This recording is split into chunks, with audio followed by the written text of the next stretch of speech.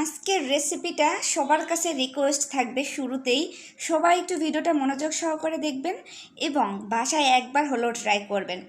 বিশ্বাস করবেন না, এই রেসিপিটা এতটাই মজাদার যে কি বলবো। মানে আমি ফার্স্ট টাইম তৈরি করার পরে যখন আমি খাবারটা ট্রাই করতেছিলাম, মুখে এতটাই ভালো লাগছে, আমি যতগুলো তৈরি করছি ততগুলো আমি একাই খেয়ে ফেলছি। ভাগ করে রেখেছিলাম যে এই কটা হাজব্যান্ড খাবে, এই কটা আমি খাবো, কিন্তু হাজব্যান্ডের জন্য আর রাখাই হলো না, এক এক করে আমিই খেয়ে ফেললাম। বিশ্বাস করবেন না, এতটাই মজাদার। আর রেসিপিটা হচ্ছে ঘরে নরম হয়ে যাওয়া মুড়ি দিয়ে তৈরি করব, খুবই খুবই কম উপকরণ দিয়ে। আশা করছি আজকের রেসিপিটা সবারই ভীষণ ভালো লাগবে।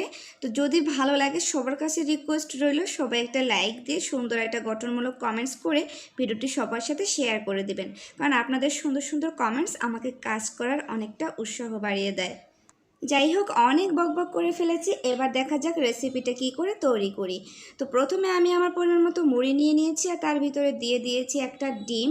মুড়িটা আপনাদের পরিমাণ মতো নিয়ে নেবেন, যে পরিমাণ তৈরি করবেন সেইভাবে।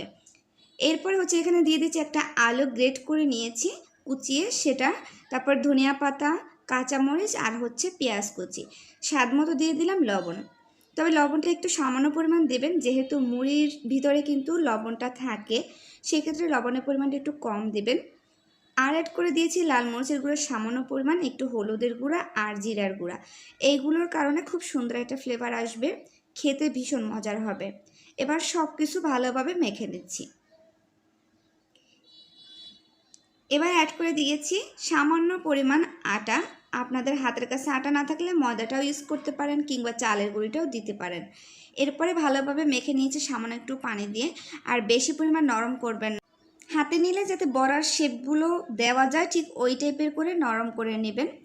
যাই হোক, এবার হচ্ছে প্যানে তেল দিয়ে তেলটা গরম করে নিয়েছি, আর একে একে আমি সবগুলোকে দিয়ে ফ্রাই করে নিচ্ছি।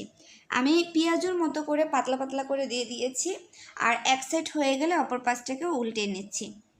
আর এই অবস্থায় চুলার আঁচটা মিডিয়াম টু লো হিটে দিয়ে ফ্রাই করবেন, না হলে কিন্তু পুড়ে যাবে।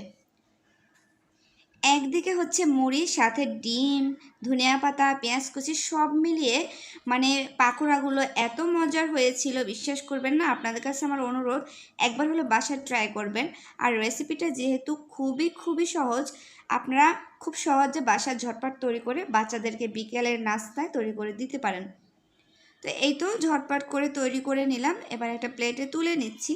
একে একে কিন্তু সবগুলো ফ্রাই করা হয়ে গিয়েছে,